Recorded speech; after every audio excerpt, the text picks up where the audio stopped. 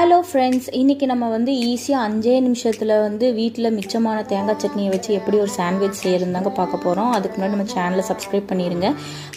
First dosa தவா எடுத்துக்கோங்க, நெய் ஊற்றிக்கோங்க. நெய் இல்லைன்னா பட்டர் எது வேணாலும் ஊற்றிக்கலாம். ஊற்றிட்டு ப்ரெட்டு வந்து உங்களுக்கு எவ்வளோ வேணுமோ அவ்வளோ வச்சுக்கோங்க.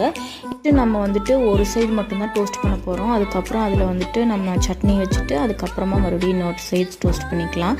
டோஸ்ட் பண்ணதெல்லாம் எடுத்துக்கலாம். எடுத்து மிச்சமாயிடுச்சுன்னா கவலையப்படாதீங்க, இந்த மாதிரி செஞ்சு சாப்பிடுங்க, ரொம்ப டேஸ்ட்டியாக இருக்கும். ட்ரை பண்ணி பாருங்கள். அதுக்கப்புறம் பார்த்தீங்கன்னா நான் தேங்காய் சட்னி எடுத்து நான் ப்ரெட்டில் போடுறேன். அதுக்கு முன்னாடி சாஸ் இருந்துச்சுன்னா சாஸ் போட்டுக்கலாம். இப்போதைக்கு எனக்கு சாஸ் வேண்டாங்கன்னா நான் போடல. அதில் வந்து நான் இந்த மாதிரி பீஸாக பெரிய வெங்காயம் கட் பண்ணி வச்சுட்டு அதுவும் போட்டுட்டு சில்லி ஃப்ளேக்ஸ் போடுறேன். இது வந்து உங்களுக்கு ஆப்ஷனல் தான், வேணும் நீங்கள் போட்டுக்கலாம். சில்லி ஃப்ளேக்ஸ் ஓரிகானோவும் போடுங்க. அது பாருங்கள் முடிஞ்சாச்சு. அதுக்கப்புறம் மறுபடியும் நெய் விட்டுட்டு 2 பக்கமும் டோஸ்ட் பண்ணி எடுத்துக்கலாம். அவ்வளோதான் முடிஞ்சு.